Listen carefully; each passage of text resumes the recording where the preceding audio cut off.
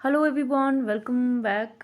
तो आज की एक क्लास में हम पढ़ने वाले हैं मेथड्स मतलब तरीका कि कैसे हम अपने इंस्ट्रक्शंस जो हमने डिसाइड करे हैं या फिर जो हमने पढ़ाना है बच्चों को, तो वो हम कैसे कैसे इम्पार्ट कर सकते हैं। तो लेक्चर मेथड जो आज भी रेलिवेंट है, masses of the children can be teach by the help of lecture method. तो लेक्चर मेथड ना सिर्फ एक ट्रेडिशनल मेथड है बल्कि आज का मोस्ट वाइडली यूज़ किए जाने वाला मेथड है। और ये लेक्चर जो है ना, हम कॉलेजेस में, यूनिवर्सिटीज़ में या ना यूँ कहें कि जो हायर क्लासेस होती हैं उनके लिए ये बेनिफिशियरी होता है, because it is interpretative and a number of informations can be delivered by the help of lecture method।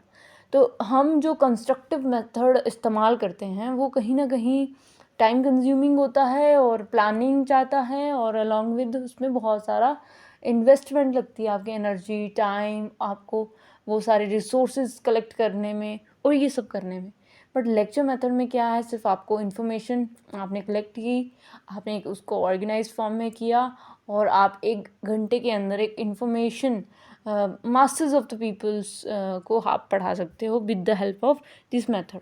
तो लेक्चर मेथड जो है वो वाइडली यूज़ किया जाने वाला, जो पुराने ज़माने से यूज़ हो रहा है कि इसमें क्या होता है कि बच्चे बैठे रहते हैं और एक शिक्षक आता है क्लास के अंदर, वो बोलता जाता है और बच्चा उसको सुनता जाता है।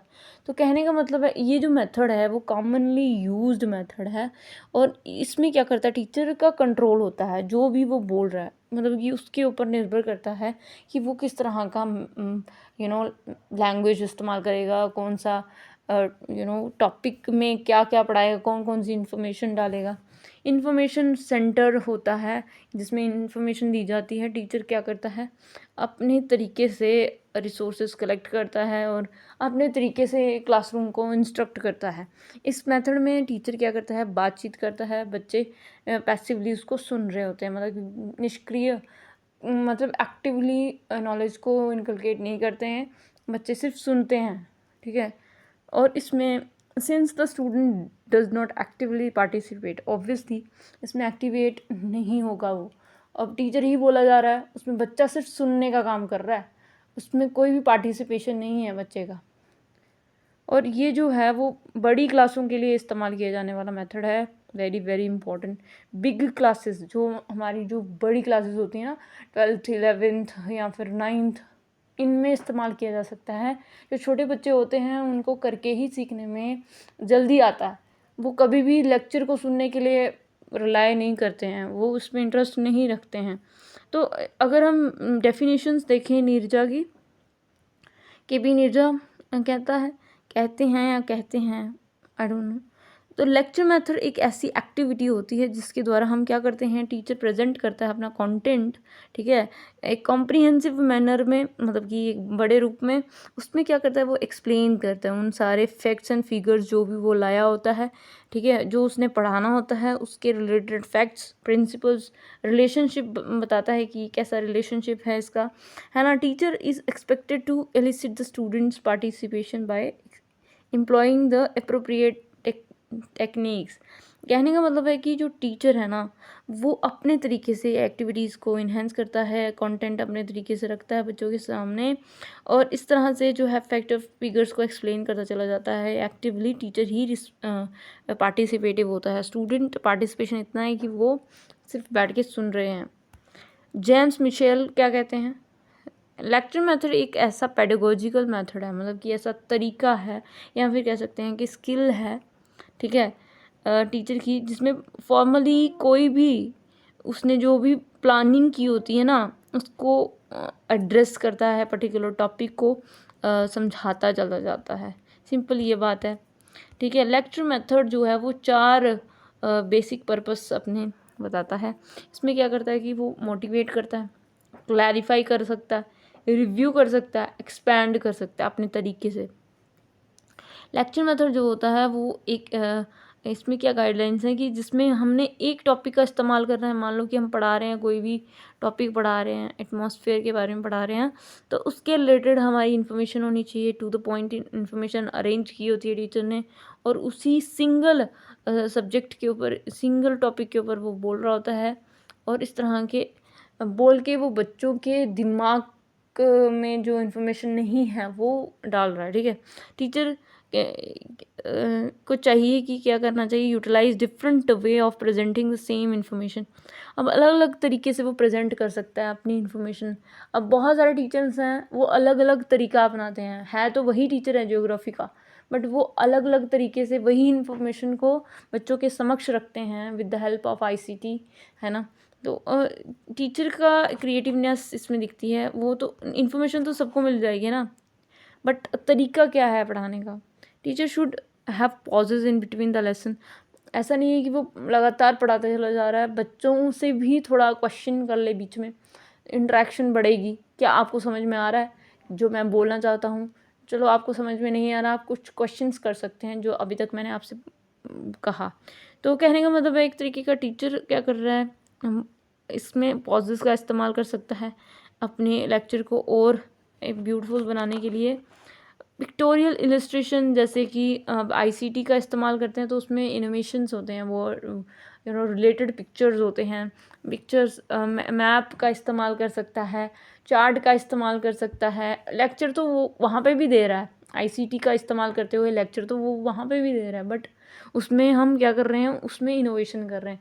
लेक्चर मेथड में भी हम इनोवेटिव तरीके से पढ़ा रहे हैं ताकि वो इंटरेस्टिंग बने। जैसे कि पिक्टोरियल इलस्ट्रेशन, जिसमें पिक्चर्स थोड़ी ऐड कर दी, थोड़ा आपने पढ़ाने के लिए इंथुसियाज्म क्रिएट करने के लिए आपने मैप्स चार्ट्स दिखा दिए बच्चे को, ताकि बच्चा जो है वो सुन भी रहा है तो वो मोटिवेट हो सुनने के लिए, right. Learner should encourage ask questions. अब देखो सिर्फ उसमें पैसिवली वो बैठा जाए, ये तो सिर्फ बात है कहने की कि वो बैठा होता है, बट अगर हम एज अ टीचर हम लेक्चर दे रहे हैं तो फिर हमें उनसे बार बार पूछना चाहिए कि आ रहा है समझ में, have you any questions related to the topic what I am teaching to you. तो कहने का मतलब है बीच बीच में आस्क क्वेश्चंस तो स्टूडेंट्स की तुम्हें कितना समझ में आया, है ना।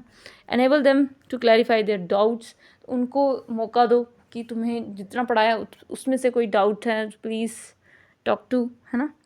तो एक्चुअल ऑब्जेक्ट मॉडल्स डायग्राम का इस्तेमाल करो। बहुत सारे 4K डिजिटल बोर्ड्स आ गए हैं जिसमें आप बहुत सारे शेप्स का इस्तेमाल कर सकते हैं, फॉन्ट का इस्तेमाल कर सकते हैं, कलर का इस्तेमाल कर सकते हैं, या फिर उसमें कुछ ऐप के कुछ स्केचेस या फिर गूगल से कोई इमेज डाउनलोड कर सकते हैं। मॉडल, एक्चुअल मॉडल क्लास के अंदर आप लेके आ सकते हैं। डायग्राम्स, चार्ट्स के थ्रू, स्केचेस, है ना, इनके थ्रू हम क्या कर सकते हैं, अपनी जो लेक्चर मेथड है उसमें भी इनोवेशन ला सकते हैं। लेसन जो है वो आपका कुछ सेक्शंस में डिवाइड होना चाहिए, एक लॉजिकल सीक्वेंस होना चाहिए। ये नहीं है कि छितराई हुई आपकी इन्फॉर्मेशन है। कभी आप मतलब कि एक रिलेटेबल टॉपिक है, ठीक है, उसके रिलेटेड ही फैक्ट फिगर्स होने चाहिए, उसके रिलेटेड ही हर चीज़ होनी चाहिए, लॉजिकल सीक्वेंस होना चाहिए, बच्चे को समझ में आना चाहिए। अच्छा, इसके बाद एटमॉस्फेयर के बाद लेयर्स, उसके बाद इस तरह से हम डिफ़ाइन करते हैं कोई भी टॉपिक बच्चों के सामने। तो एक अंडरस्टैंडिंग डेवलप हो बच्चे की, और बच्चा अपना सिस्टमेटिक थिंकिंग कि इसके बाद ये, अच्छा इसके बाद ये है, लॉजिकली कोई भी थॉट को प्रोसीड कर पाए। ये नहीं है कि कभी कुछ बता दिया, कभी बिल्कुल अलग वर्ल्ड की बात बता दी। कहने का मतलब है कि रिलेटेबल, सिस्टमेटिक, लॉजिकल सीक्वेंस होना चाहिए आपकी लेक्चर में भी।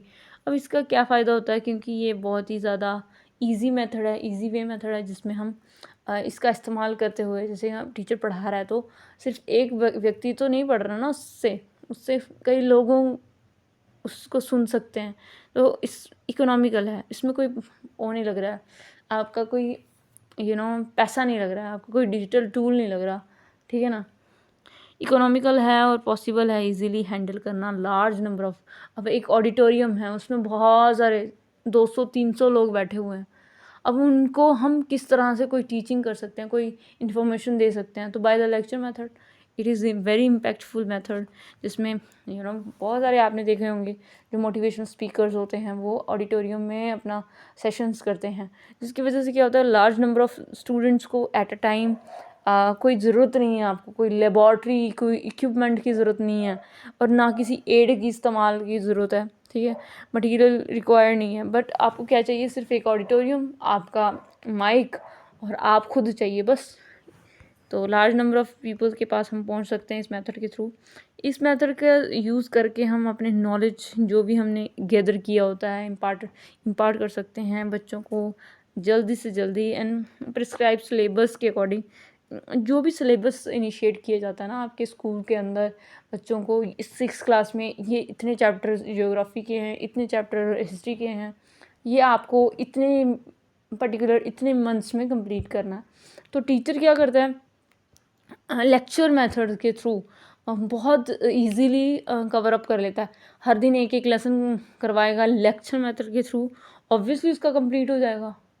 अब वो इसमें अगर वो ऐसे एक्टिविटीज़ करवा रहा है हर एक चैप्टर में, तो उसमें उसका टाइम लगेगा ना, एक्सपेरिमेंट्स पहले सोचेगा, तो एक्सपेरिमेंटल मेथड में भी वो क्या कर रहा है, अपना टाइम एनर्जी और ये सब लगेगा, ठीक है। बट इसमें क्या है, इसमें एक फ़ायदा है, आपने क्या किया, कंटेंट देखा, अच्छा ये वाला चैप्टर पढ़ाना है मुझे और हफ्ते में 4 चैप्टर कंप्लीट होने चाहिए, तो मैं क्या करूँगी, लेक्चर मेथड के थ्रू जो भी कंटेंट होगा उस टॉपिक के रिलेटेड मैं उसको लिखूँगी, है ना, वही क्लास में जाके बोल दूँगी, है ना। और बच्चे को लेक्चर के थ्रू हम शॉर्ट टाइम के अंदर क्या कर सकते हैं, सिलेबस को कंप्लीट कर सकते हैं। सिलेबस कंप्लीट हो जाएगा, बट बच्चे की आउटर वर्ल्ड में जो अंडरस्टैंडिंग है वो नहीं डेवलप हो पाएगी। It quite attractive, easy to follow. Attractive है ऑब्वियसली, क्या करना है आपको, ज़्यादा से ज़्यादा आपको इन्फॉर्मेशन दिमाग के अंदर भरनी है और क्लास में जाके बोल देनी है।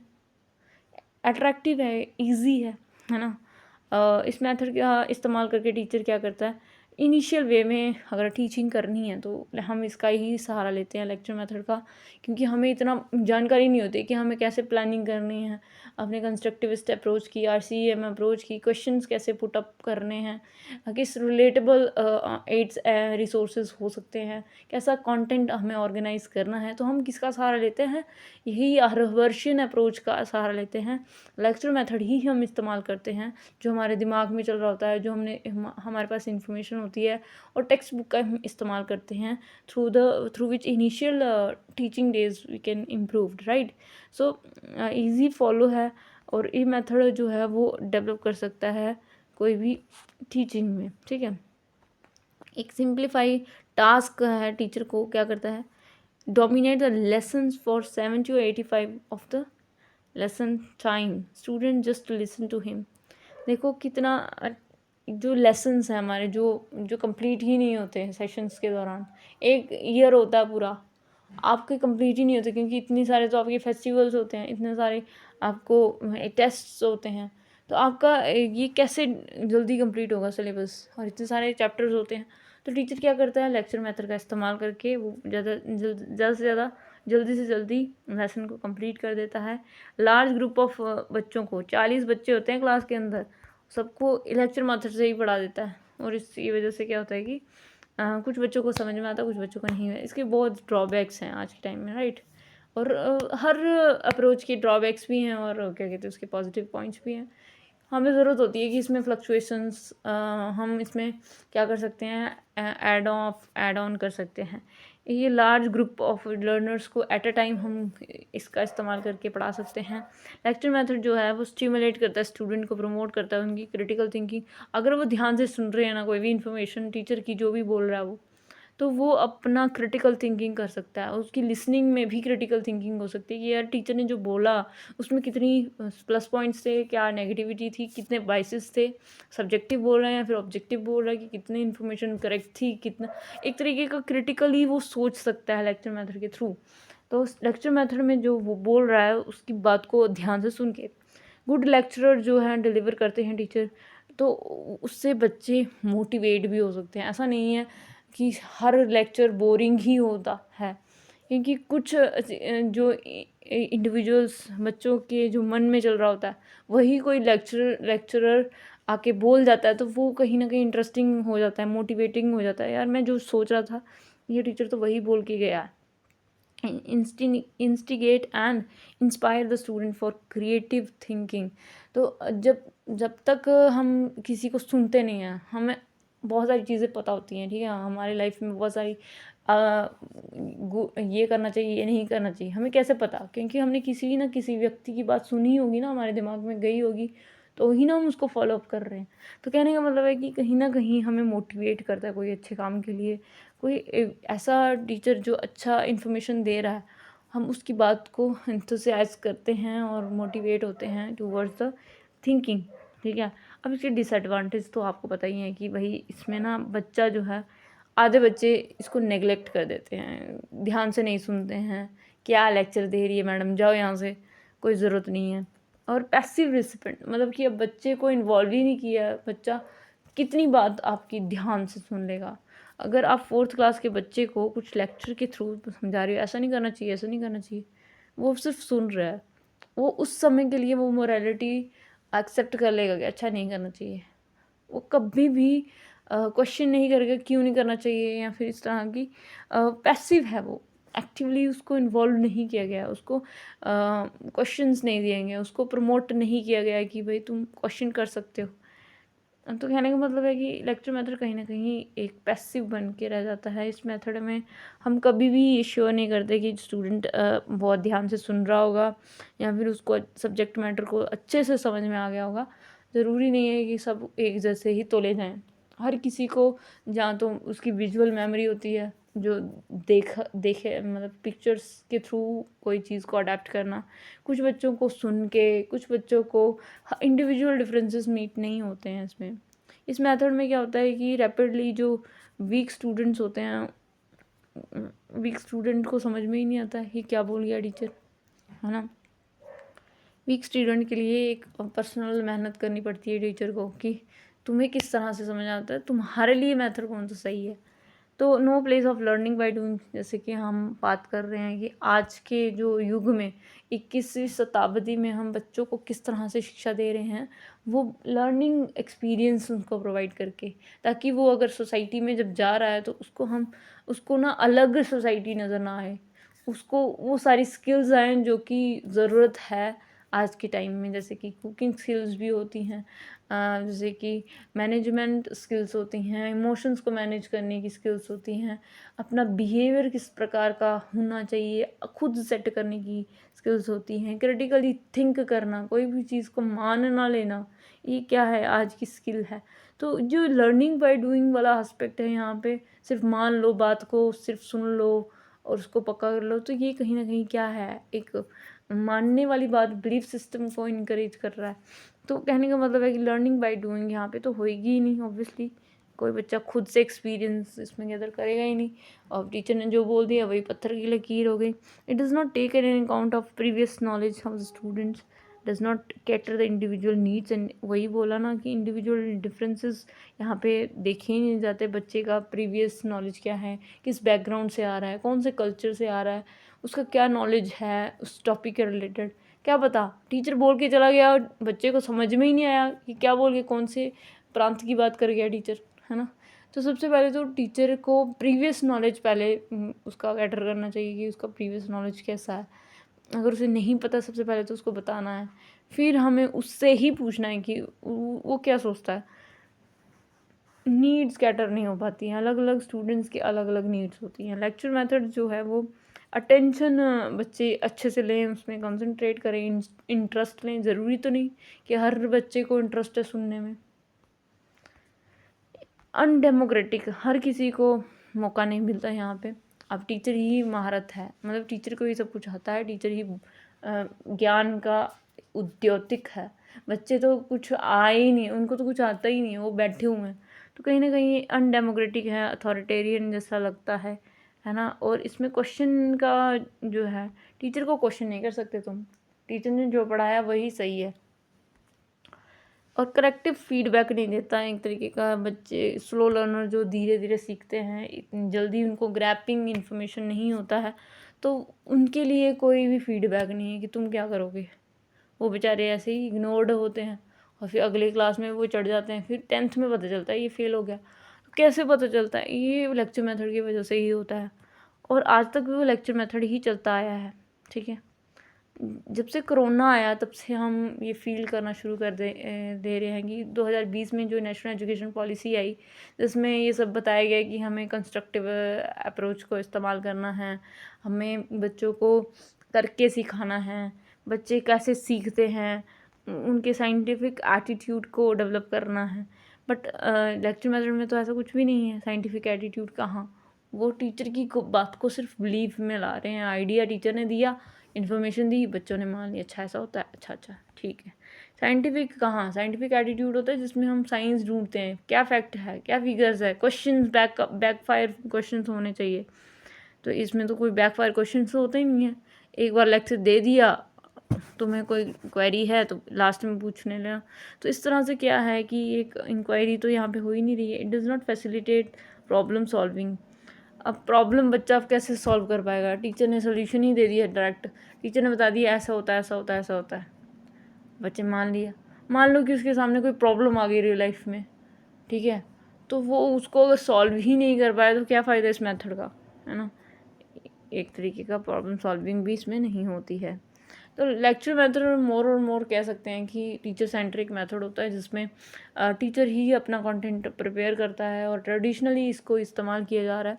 बट अगर इसमें हम कुछ इनोवेटिव तरीके से या फिर चार्ट का इस्तेमाल करके इसमें लेक्चर को भी एक इन्फ्लुएंशियल बनाया जाए, जिसमें इंटरेक्शन हो बच्चों के और टीचर के बीच में, तो लेक्चर मेथड बेनिफिशियरी हो सकता है। नहीं तो ये एक पैसिव लर्नर की तरह बिलीव सिस्टम क्रिएट कर रहा है, इसमें कोई भी लर्निंग बाय डूइंग नहीं हो रही है।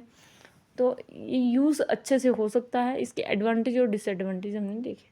अब ग्रुप डिस्कशन क्या होता है? ग्रुप डिस्कशन मतलब एक गोला है, मान लो कि एक क्लासरूम है, गोले में यहाँ पे बच्चे बैठे हुए हैं, ठीक है। टीचर ने क्या किया, एक प्रॉब्लम इनके सामने रखी कि आजकल तो बहुत ज़्यादा मेंटल इलनेस का प्रॉब्लम है। बच्चों को फिज़िकली, ना सिर्फ फिज़िकली बल्कि साइकोलॉजिकली वो बहुत ही इल है। क्यों, क्या कारण हो सकते हैं? तो ये है एक प्रॉब्लम है आज के टाइम की डिजिटल वर्ल्ड की। तो आजकल जो बच्चे हैं मोस्ट ऑफ टाइम फ़ोन में बिज़ी रहते हैं। तो हाँ, आजकल मतलब कि मेंटल इलनेस बढ़ रही है, एक क्वेरी है, एक प्रॉब्लम क्रिएट की। तो कहीं ना कहीं ग्रुप डिस्कशन में क्या होता है, कोई भी प्रॉब्लम को उजागर किया जाता है बच्चों के बीच में। वो रेलिवेंट टू द टॉपिक होना चाहिए। क्या आज की समस्या है ये? क्या उन एज ग्रुप से ये लिंक्ड अप है? क्या वो इन सब चीज़ों से गुजरे हैं? तो ग्रुप डिस्कशंस एक ऐसे मुद्दे पे होना चाहिए जो कि रेलिवेंट टू द सोसाइटी है, आपके सब्जेक्ट के रिलेटेड भी हो सकता है। मान लो आप ज्योग्राफी पढ़ा रहे हो, तो ज्योग्राफी में भी वेदर के बारे में डिस्कशन कर रहे हो, तो वेदर को इनिशिएट करने के लिए सबसे पहले तो आपको प्रॉब्लम बतानी पड़ेगी। आजकल क्लाइमेट चेंज कितना क्यों हो रहा है, तो हम क्या कर रहे हैं, किसी भी प्रॉब्लम को इंट्रोड्यूस करते हैं बच्चों के सामने। और ये एक तरीके का सिस्टमैटिक प्रोसेस होती है कि आप क्या कर रहे हो, पहले प्रॉब्लम को इनिशिएट कर रहे हो, फिर जिसमें बच्चे अपना अपना पॉइंट ऑफ व्यू रखते हैं, आपस में डिस्कशन करते हैं। तो इसमें हम पढ़ ही लेते हैं ना, डिस्कशन मेथड एक ऐसा टीचिंग हो सकता है जिसमें ग्रुप में बच्चों को पढ़ाया जाता है, जिसमें टीचर भी होता है, बच्चे भी होते हैं, और कोई भी प्रॉब्लम को डिस्कस किया जाता है, उसके सोल्यूशन तक पहुंचा जाता है। जैसे कि कोई इल है, मेंटल इलनेस है, तो कैसे इम्प्रूव कर सकते हैं, कौन से इनिशियल टेम्प्ररी आइडिया हो सकते हैं, कैसे हम मेंटल इलनेस को इम्प्रूव कर सकते हैं, और कैसे हम फ़ोन से डिस्ट्रैक्ट कम हो सकते हैं। तो सोल्यूशंस तक पहुंचने के लिए एक अच्छी प्रक्रिया, अच्छा मेथड हो सकता है जो कि कंस्ट्रक्टिविस्ट है। इसमें ना लेक्चर मेथड से ये काफ़ी मतलब अच्छा मेथड है कंस्ट्रक्टिविस्ट, जिसमें बच्चा सुन भी रहा है और सोच भी रहा है। देखो, सबको मौका मिलना चाहिए कि सबको इस पे बोलना है, ठीक है, अपने अपने पॉइंट ऑफ व्यूज़ रखने हैं। ना सिर्फ वो बच्चा सुन रहा होता है, बल्कि जो बोल रहा होता है उससे उसकी स्पीकिंग स्किल्स या फिर सोचने की शक्ति, क्रिटिकली थिंकिंग करना, क्रिएटिवली सोचना, ये सब चीज़ें जो है वो उसकी इम्प्रूव होती हैं। डिस्कशन मेथड से हम क्या करते हैं, अपनी एक्सपीरियंसेस शेयर करते हैं कि हमारे साथ ऐसा होता है यार, हम तो पूरा दिन ही फ़ोन से चिपके रहते हैं, हमारा जो फिज़िकल एक्टिविटी है वो बिल्कुल ही स्टॉप हो चुकी है, हमारा जो डोपामीन है वो किस तरह से वर्क करता है, हम साइकोलॉजिकली, फिजियोलॉजिकली कैसे हम अलग हैं। तो कहने का मतलब है कि हम क्या करते हैं, अपने एक्सपीरियंसेस शेयर करते हैं डिस्कशन मेथड में, आइडिया देते हैं कि हमें ऐसा लगता है। अच्छा, दूसरा बच्चा बोलेगा अरे हमें, हमारे घर में तो ऐसा नहीं होता। तो आइडियाज़ शेयर हो रहे हैं, अपने एटीट्यूड, अपना कल्चर शेयर हो रहा है कि वो कैसा फील करते हैं। Discussion method two way communication होता है। ऐसा नहीं है कि सिर्फ एक ही बोल रहा है तो दूसरा सुन ही रहा है। नो, देयर इज़ एक बोल रहा है, फिर उसको सुन के दूसरा रिएक्ट कर रहा है, फिर ऐसे आपस में वो कम्युनिकेट कर रहे हैं, जिसमें एक डिस्कशन हो रहा है, कंस्ट्रक्टिव डिस्कशंस हो रहा है, जो कि टीचर क्या करता है, प्रोवाइड करता है क्लासरूम के अंदर। इस डिस्कशन के दौरान टीचर क्या करता है, spends time listening while students spend sometimes talking। अब टीचर का काम यहाँ पे थोड़ा कम हो जाता है, कोई बोलना नहीं है, बस उनके सामने प्रॉब्लम रखनी है, बच्चे अपना अपना डिस्कशंस करेंगे, आप सिर्फ उसको सुनोगे, आप एक सिर्फ उसमें लिसनर हो। टीचर लिसनर है, यहाँ पे बच्चा टॉक करेगा, बच्चे के आइडियाज़ पता चलेंगे, बच्चे के मन में क्या है वो बाहर निकल के आएगा। There is more active learning experience. बच्चा अब खुद से इन्वॉल्व होगा, उसको क्या लगता है, उसके क्या एक्सपीरियंस है, क्यों है वो ऐसे इल है, ठीक है। तो वो खुद से, और ऐसा नहीं है कि on the spot he discussion हो रहा, नो, टीचर ने पहले ही इनिशिएट कर दिया कल कि कल सब बच्चे इस मुद्दे पे इस मुद्दे के रिलेटेड बातचीत करेंगे, तो हमारा जो है कल इस पे डिस्कशन होगा। तो कैरेक्टरिस्टिक्स ऑफ गुड डिस्कशन होता है जिसमें हम हमारा जो उद्देश्य होता है क्लियरली डिफाइंड होता है, मतलब कि एक तरीके का हमें किसी एक मुद्दे पे बात करनी है, क्लियरली डिफाइन है, ऑल पार्टिसिपेंट्स अंडरस्टूड कर सकते हैं। Prepare carefully facilitator to the guide. अब जो टीचर है वो गाइडर है, सिर्फ गाइड करेगा। अगर उसको बच्चे को नहीं समझ में आ रहा उस टॉपिक के रिलेटेड, या फिर उसको समझ में नहीं आ रहा कि कौन से टॉपिक को मैं उठाऊं, है ना, क्वेश्चन आउटलाइन टॉपिक से तो नहीं भटक रहा है, टीचर किस तरह से उनको इनिशिएट कर रहा है, क्वेश्चन आउटलाइन कैसे तैयार करनी है प्रॉपरली टीचर को पता होना चाहिए, ठीक है।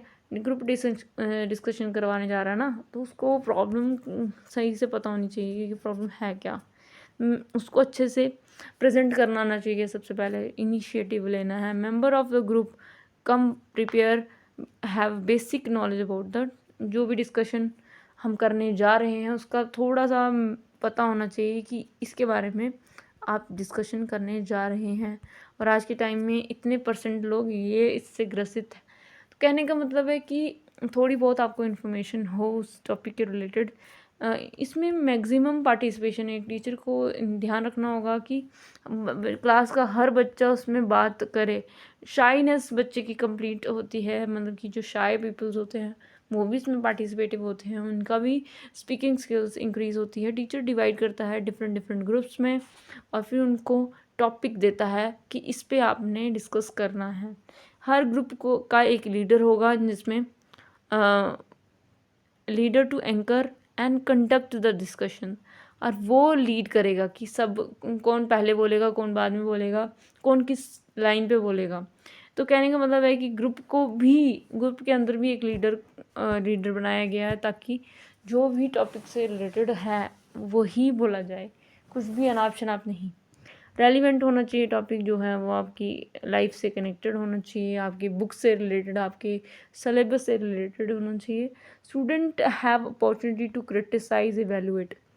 अब दूसरों को हम सुनते हैं, ज़रूरी तो नहीं है उसका आइडिया हमें पसंद आए, बट हम उसको इवेलुएट कर सकते हैं, क्यों नहीं पसंद आया, क्या कारण हो सकते हैं, क्या मेरा इन्फॉर्मेशन जो मैंने इन्फॉर्मेशन ली है वो मेरे बाइसेस उसमें है।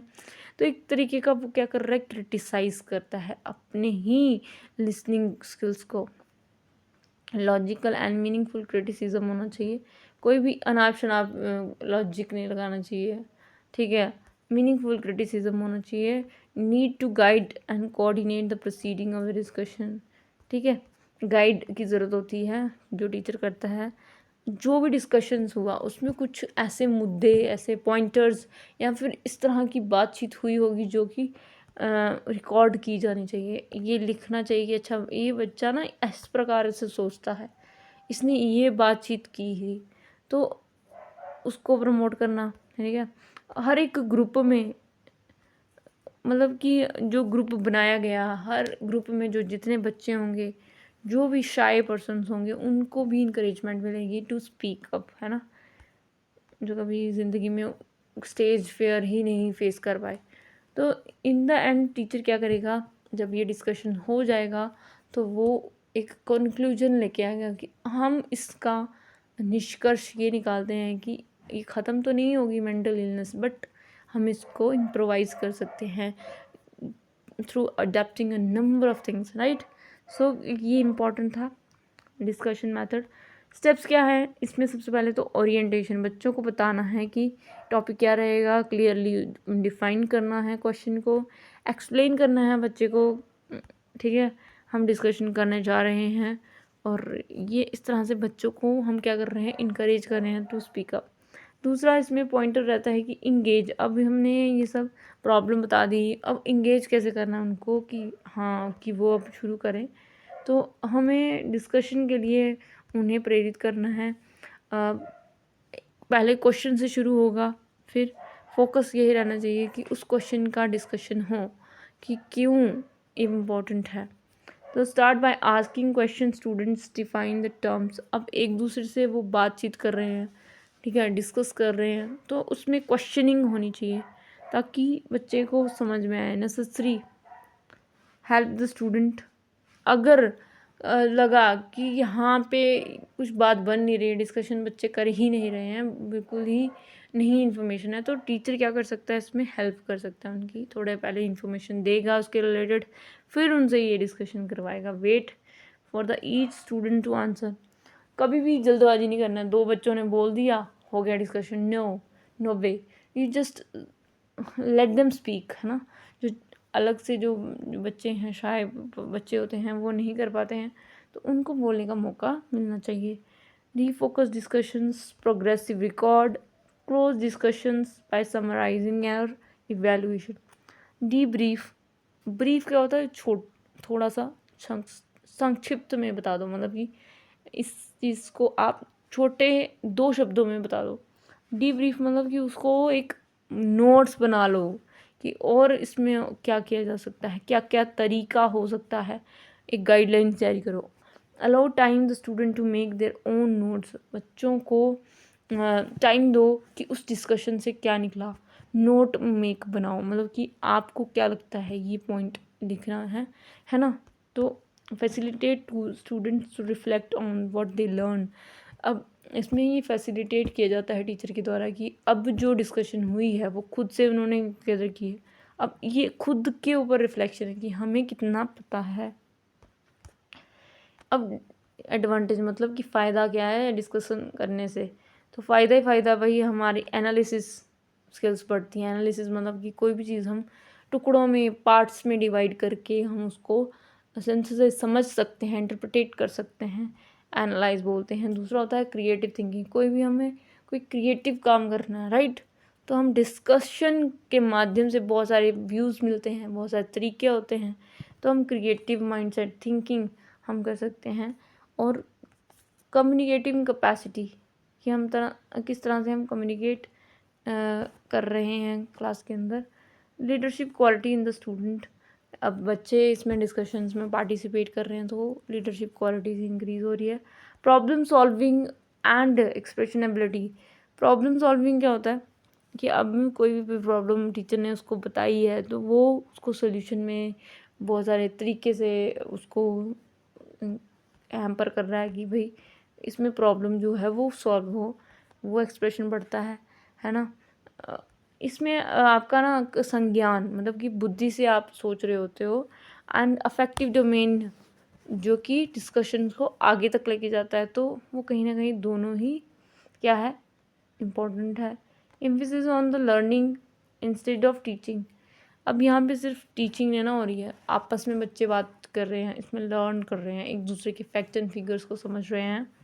डिसएडवांटेज इसकी क्या है कि इसमें सिर्फ जो डोमिनेंसी होगी, बच्चे जो ज़्यादा लीडरशिप में ज़्यादा अपना हाथ सीधा होगा, या फिर जो मॉनिटर्स होते हैं, या फिर जो प्रेसिडेंट होते हैं, या फिर हेड गर्ल होती हैं, जो वो ही डोमिनेट कर सकते हैं, डोमिनेट करते हैं, और जो शाय हैं उनको कोई फोर्स भी नहीं करता और उनको कोई बोलता भी नहीं कि तुम खड़े होकर बोलो कुछ भी। It is a possible discussion initiated in those expected of the problem with the few prominent students in the classroom concerned। तो डिस्कशंस जो हैं वो कहीं ना कहीं एक तरीके का क्या करता है, बातचीत करता है। सिंपल बात है, टाइम कंज्यूमिंग होता है। ज़रूरी नहीं है कि जो आपका डिस्कशन है वो कंस्ट्रक्टिव ही हो रहा हो, बहुत ही ज़्यादा सही ही सोच रहे हो। हाँ, कुछ इलॉजिकल भी हो सकता है, टाइम कंज्यूमिंग हो जाता है। Teacher may not be able to guide provide true leadership. अब टीचर जो है वो गाइड करने में असमर्थ प्राप्त हो रहा है, वो बच्चे अपना ही बात मान रहे हैं। No adaptable to the teaching learning situation. If it is not properly guided, a discussion can be degenerate into the consideration of inappropriate topic। Anyways guys, आज के लिए बस इतना ही, फिर मिलेंगे आपसे फिर बाद में।